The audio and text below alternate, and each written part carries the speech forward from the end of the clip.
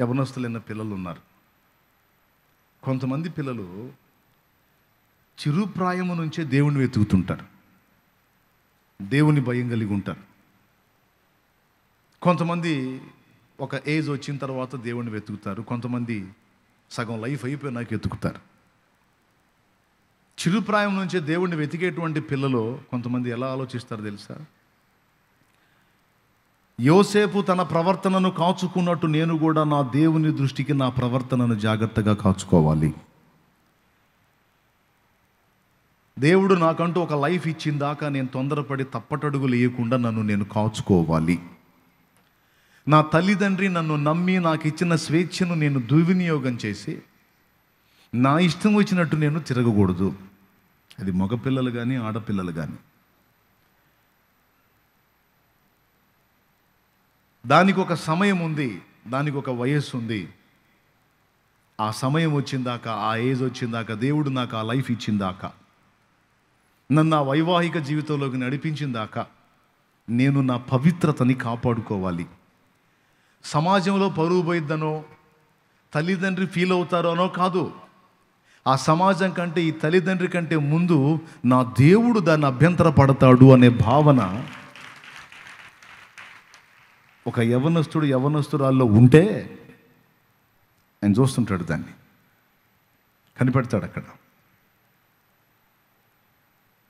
ఏముంది, ట్రెండ్ అంతా నడుస్తుంది అట్లనే, ట్రెండ్ అంతా ఎట్లా పెడితే అట్లుంది, మందేముంది నలుగురిలో మనం కూడా ఒకళ్ళం అన్నట్లుగా రాజీపడి పాపం చేసి చిన్న చిన్న వయసులోనే గడ్డి తినే చేష్టాలు చేసి మూతి తుడుచుకోవచ్చు, ఎవరికి తెలియదని.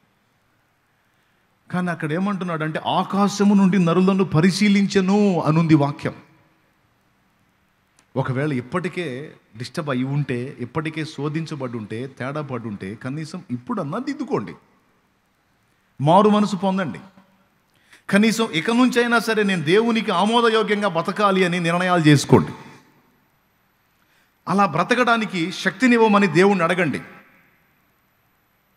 దేవుణ్ణి ఎప్పుడూ కోరుకోండి, మోకాళ్ళేసి, దేవా నేను ఒక్క వరం నిన్ను అడుగుతాను, ఒక్కటే ఒక కోరిక నిన్ను కోరుతాను, వెండి బంగారాలు అడగను, ధనకనక వస్తువాహనాలు అడగను, నిన్ను ఒక్కటే ఒక కోరిక కోరుతాను. అదేంటంటే నీకు ఇష్టముగా బ్రతకడానికి కావలసిన శక్తిని నాకివ్వు.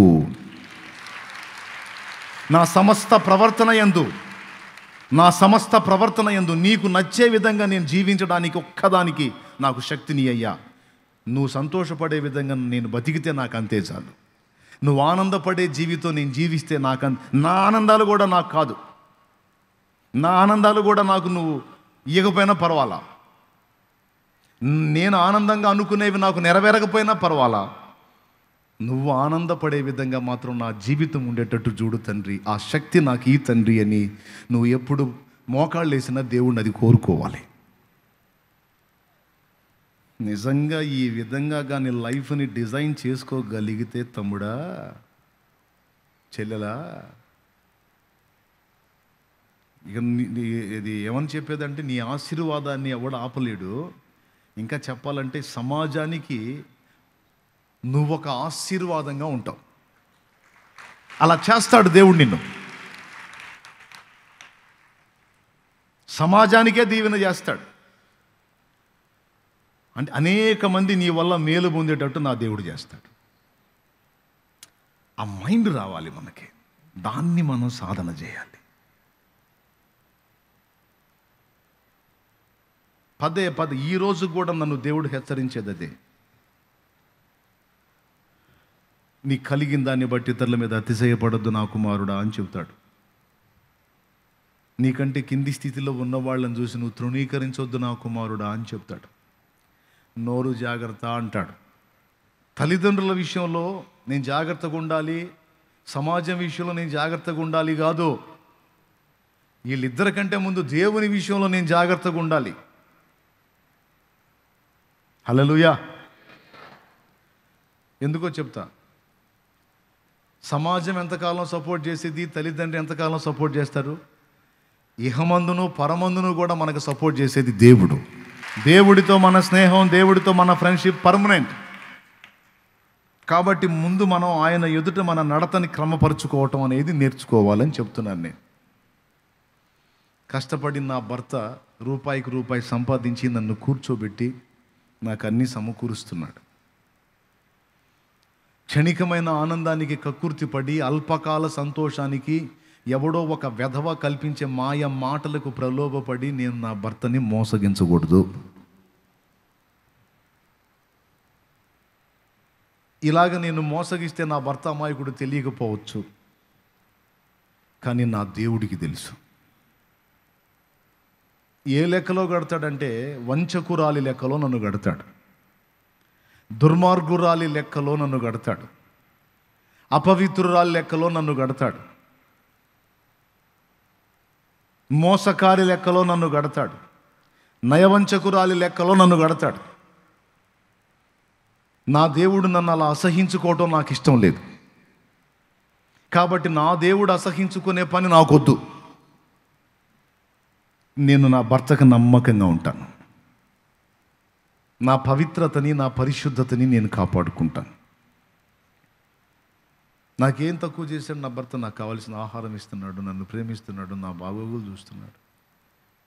ఎవరో పనికి మాలినోళ్ళు చూపించిన కొన్ని ప్రలోభాలకు నేను ఎందుకు లొంగాలి? కొంతమంది ఉంటారు, మీ ఆయన అట్టున్నాడు, నువ్వేమో ఎట్టున్నావు, నువ్వేమో రంబలాగున్నావు, ఆయన ఏమో ఏందో నల్లగా ఏదో బొగ్గులాగా ఉన్నాడు, అసలు ఆయన ఎట్ట ఇచ్చాడు నీకు, మీ వాళ్ళు ఆయనకి ఎట్టిచ్చారు నిన్ను అని సైతానోళ్ళు ఉంటారు. సైతానోళ్ళు, ఈ దయ్యపు సంబంధులు ఉంటారు. ఇన్నోళ్ళు ఊరుకో, కాపురాల్లో చిచ్చులు పెడుతుంటారు. ఇట్లాంటి మాటలు మాట్లాడి పచ్చగా ఉన్న కాపురాల్లో పెడుతుంటారు. అసలు నువ్వెంత చక్కని దానివి, ఆయన మొహం ఏంది, నీ మొహం ఏంది, అసలు నిన్నెట్టి ఇచ్చారు, నీ గొంతు కోశారు అని వాళ్ళు కొయ్యటం కాదు, ఈ మాట్లాడే వ్యక్తులు కోస్తారు నీ గొంతు. అసలు నీ అందానికి, నీ ఉన్న పొజిషన్కి, మన బజార్లో ఫలానా దగ్గర ఫలానా ఇంట్లో ఉన్నాడు చూడు ఆయన, ఆ ఒడ్డు పొడుగు మనిషి, ఆయన అందం, అసలు నువ్వు ఆయన పక్కన ఉంటే ఎట్లా ఉంటుందో ఒక్కసారి ఊహించుకో. అది ఈడు చూడంటే, నువ్వేమో ఎంత అందంగా ఉన్నావు, ఆయనేమో అంత దరిద్రంగా ఉన్నాడు. మీ ఆయన అసలు మీరు భార్యాభర్తలు ఏంది, మీరిద్దరు కలిసి వెళ్తుంటే అందరూ మీకు వెళ్ళి చూడటమే అని అగ్గిపుల్లలు మొదలు పెడతారు. అగ్గిపుల్లలు, ఈ అగ్గిపుల్లల మాటిని భర్తని తృణీకరించే పనికిమాలిన ఆడవాళ్ళు కూడా ఉన్నారు. మిమ్మల్ని కాదు, మిమ్మల్ని అస్సలు కాదు. ఒకవేళ అట్లాంటి వాళ్ళు ఎవరన్నా మీలో ఉంటే మిమ్మల్నే. దేవునికి స్తోత్రం కలుగును గాక. హల్లెలూయా. ఎందుకంటే దేవుడు కనిపెడతాడు కదా. ఇట్లాంటి మెతక మాటలకి మెతకబడిపోయి తేడాబడి చక్కగా ప్రేమించి ఆదరించి మంచిగా అన్ని విషయాల్లో చూసుకునేటువంటి భర్తను వదిలిపెట్టి, కన్న బిడ్డలను వదిలిపెట్టి దరిద్రులతో వెళ్ళిపోయినటువంటి వాళ్ళు చాలామంది ఉన్నారు సమాజంలో. వాళ్ళ జీవితాలు నాశనం అయిపోయినాయి. వాళ్ళు పిల్లల చేత ద్వేషించబడ్డారు, సమాజం చేత తృణీకరించబడ్డారు. వాళ్ళు ఇప్పుడు సుఖంగా లేరు. ఎందుకు తెలుసా? చేతులారా తెలిసి తెలిసి జీవితాల నాశనం చేసుకున్నారు. పనికిమాలిన వాటిని చూసి, పనికిమాలిన వాటిని విని, మాయకు మోసపోయి. ఇక్కడ మనం గుర్తించాల్సింది ఏంటంటే, నా భర్త నాకు అన్ని విషయాల్లో సహాయకుడుగా ఉన్నాడు, నేను ఆయనకి నమ్మకంగా ఉండాలి. ఇది బైబిల్ కూడా చెప్తున్న సత్యం. ఒకవేళ ఆయన అన్ని విషయాల్లో సరిగా చూడకపోయినా సరే, ఆయన తన బాధ్యతలను క్రమంగా నెరవేర్చకపోయినా సరే, నాకు నమ్మకంగా ఉండకపోయినా సరే, నేనైతే ఆయనకి నమ్మకంగా ఉండాలని ఒక నీతిమంతురాలిగా నీవు కానీ దేవుని ముందు అనుకోగలిగితే నిన్ను దృష్టిలో పెట్టుకుంటాడు ఆయన. శభాష్ రా నా కుమారి అని. యాజ్ ఇట్ ఈజ్గా పురుషుడు కూడా, ఒక్కొక్క పురుషుడు నిర్దాక్షిణ్యంగా భార్యని పిల్లల్ని వదిలిపెట్టేసి తీసుకొని వెళ్ళిపోతాడు. ఏందిరా పెళ్లి చేసుకుంటివి, ఆ అమ్మాయిని పిల్లల్ని కంటివి, కుటుంబము పిల్లలు అంతంతోళ్ళు అయ్యారు, తినగలిగే పిల్లలు అయ్యారు, అమ్మాయిని అంతుని వదిలిపెట్టి వెళ్తున్నావు అంటే, ఆ అమ్మాయికి నన్ను ప్రేమించడం తెలియట్లా అంటాడు ఈడు. నెంబర్ 2కి అలవాటు పడ్డాడు. ఈ నెంబర్ 2కి అలవాటు పడ్డాడు ఎవరన్నా ఉంటే లేచిపోతారు నాకు తెలిసి ఇప్పుడే. అసలు ఇవన్నీ ఎందుకు ఈయనకి వాక్యం చెప్పకాని. దేవునికి స్తోత్రం. హల్లెలూయా. ఈ క్షణమే లేచి వెళ్ళిపోతాడు. నువ్వేందో చెప్తే వచ్చాను, కానీ ఎవడు ఎంతమందిని చేసుకుంటే ఎందుకు వాక్యం చెప్పుకోక పోతే పోని పీడ వదిలి నేనేం పట్టించుకోని. ఖచ్చితంగా చెప్పేది మారు మనసు పొంది దిద్దుకుంటే బాగుపడతావు. ఇక నుంచి కొత్త అధ్యాయం స్టార్ట్ అయింది, ఒక నూతన జీవితం స్టార్ట్ అయింది. నా మాటల్ని ఎగతాళి చేసి ఎటకారం చేసి పోయావు అనుకో, ఈ నా మాటలు కాదు, దేవుడు నిన్ను గద్దిస్తున్న మాటలు, సరి చేసుకోమంటున్న మాటలు, వాక్యం చెప్తున్న మాటలు. పురుషుడైనా స్త్రీ అయినా తెలిసి తెలియక నువ్వు అడుగులు జారితే దిద్దుకో, సరి చేసుకో. ఇప్పటిదాకా తెలిసి తెలియక అడుగులు జారావేమో, తేడా పడ్డావు. కనీసం ఇక నుంచైనా నేను పరిశుద్ధాత్మ సంబంధిని, నేను పరిశుద్ధాత్మను కలిగి ఉన్నవాడిని, పరిశుద్ధాత్మను కలిగి ఉన్న దానిని, నేను దేవుని రక్తములో కడగబడ్డవాడిని, దేవుని రక్తములో కడగబడ్డదాన్ని, నేను నా జీవితాన్ని సరి చేసుకోవాలి అనుకో. నువ్వు ఒరిజినల్గా పరిశుద్ధాత్మను కలిగి ఉంటే ఖచ్చితంగా ఈ మాటలు నీకు ఇంపైన సువాసనలాగా ఉంటాయి. మన సమస్త ప్రవర్తన యందు దేవుడు మనల్ని పరిశీలిస్తాడని మర్చిపోవద్దు. మన సమస్త ప్రవర్తనని దేవుడు పరిశీలిస్తాడు. ఇంకా చెప్పాలంటే మనుషుల ఆంతర్యమును ఆయన ఎరిగిన వాడని యోహాను సువార్త 2లో రాసుంది. కావాలంటే చూడండి, యేసు ప్రభుని గురించి ఏమి రాస్తుందో. యోహాను సువార్త 2వ అధ్యాయము 24వ వచనం చూడు. అయితే యేసు అందరినీ ఎరిగినవాడు గనుక ఆయన తన్ను వారి వశము చేసుకొనలేదు. ఆయన మనుషుని ఆంతర్యమును ఎరిగినవాడు, మనుషుల ఆంతర్యం, అంతరంగం, బుద్ధిని ఎరిగినవాడు. ఆయన దగ్గరకు వచ్చి ఎవడును మనుషుని కూర్చి ఆయనకి సాక్ష్యం ఇవ్వాల్సిన అవసరం లేదు. నేను చెప్పే ఈ 4-5 విషయాలే కాదు, ఇక ప్రతి విషయంలో కొంతమంది ఉంటారు. యజమానుల దగ్గర పనిచేసేటప్పుడు యజమాని ముందు యథార్థంగా కష్టపడతారు, యజమాని పక్కకు పోయిన తర్వాత పని పక్కన పడేసి నాటకం ఆడతారు. ఆయన ముందేమో చాలా నమ్మకంగా అబ్బా చాలా కష్టపడుతున్నారు అబ్బో అనుకొని పాప మురిపిస్తారు. అది పక్కకు పోగానే గ్యాంబ్లింగ్ స్టార్ట్ అయింది, ఈ మాయ చేసేస్తారు. వాక్యంలో ఏమంటాడంటే, దాస్తులారా, భూ సంబంధమైన యజమానుడు కాదు, పరమందు మీకు ఒక యజమానుడు ఉన్నాడని ఎరిగి, ఆయన చూస్తున్నాడని ఎరిగి, నీకు చేతనైన పని శక్తి లోపం లేకుండా చేసి నిన్ను పనికి పెట్టుకున్న వానికి సంతోషాన్ని కలిగించాలి. నువ్వు తీసుకునే దానికి న్యాయం చేయాలి. అతను చూస్తున్నాడా చూడలేదా కాదు, చూసినా చూడకపోయినా నేను తీసుకునే రూపాయికి నేను న్యాయం చేయాలనే బుద్ధి కలిగి ఉన్నాడు చూడు ఒక దేవుని బిడ్డ. వానిని వాని సంతతిని కూడా నా దేవుడు ఆశీర్వదిస్తాడు, కనిపెడతాడు. అలాగే యజమానుల సంగతి చెబుతున్నా, కష్టపడి పాపం చాకిరీ చేస్తారా, వాళ్ళకి డబ్బులు పద్ధతికి ఎవరో డబ్బులు ఉంటాయి వీళ్ళ దగ్గర, ఒక్కసారి అడిగిస్తే పాడు చేసుకుంటాడేమో అన్నట్టు ఏంది, వాడికి 5,000 పోతాయి అనుకో, 5 సార్లు ఇస్తారు. తడవకు 1000 ఎందుకు పనికి రాకుండా పోతాయి వానికి. కొంతమంది కక్కుర్తి బుద్ధి, వదల బుద్ధి కాదు రూపాయిని. ఒకవేళ మీరు అంటారేమో కష్టపడితే అర్థమైద్ది నీకే అంటారేమో, ఇక్కడ కష్టపడే వచ్చాం, ఎడేమో సుఖపడి రాలా, తెలుసు అన్ని చాకిర్లు తెలుసు, అన్ని బాధలు తెలుసు. కష్టపడ్డ వాడికి ఇవ్వవలసిన దాని విషయంలో మనం లోభిత్వంగా ఉండకూడదు. వానికి ఇవ్వాల్సింది వానికి ఇవ్వాలి.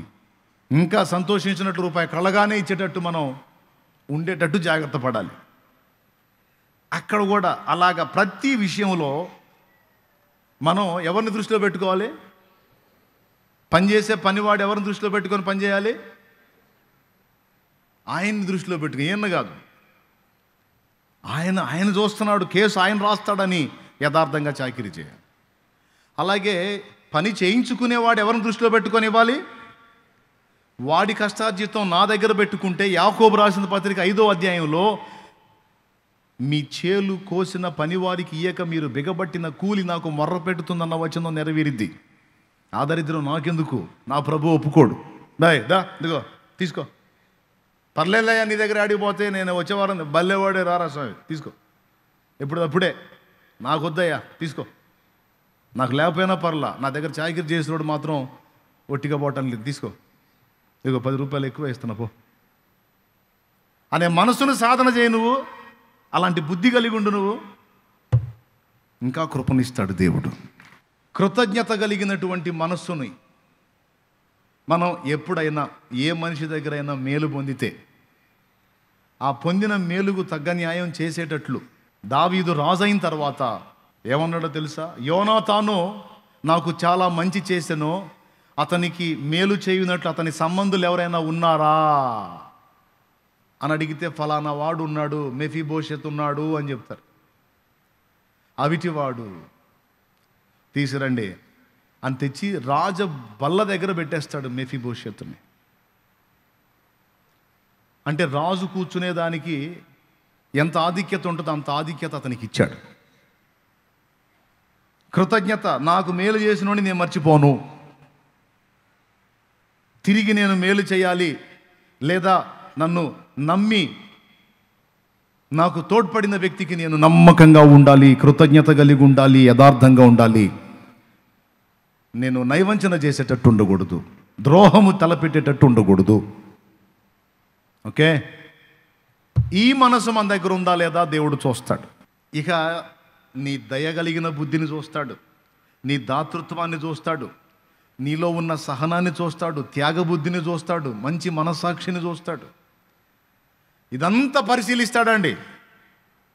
ఇప్పుడు ఇవన్నీ చెప్పినాక మీకు 2 ప్రశ్నలు తాటికి కూడా సమాధానం చెబుతా. ప్రశ్న ఏం వచ్చిందో నేనే చెప్పి సమాధానం కూడా నేనే చెబుతాను. దేవునికి స్తోత్రం, మీరేం ఇబ్బంది పడకండి.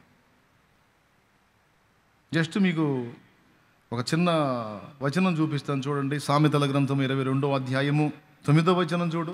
దయాదృష్టి గలవాడు ఏంది దయాదృష్టి గలవాడు తన ఆహారములో కొంత దరిద్రునికిచ్చును, అది అట్టివాడు దీవెన నొందును.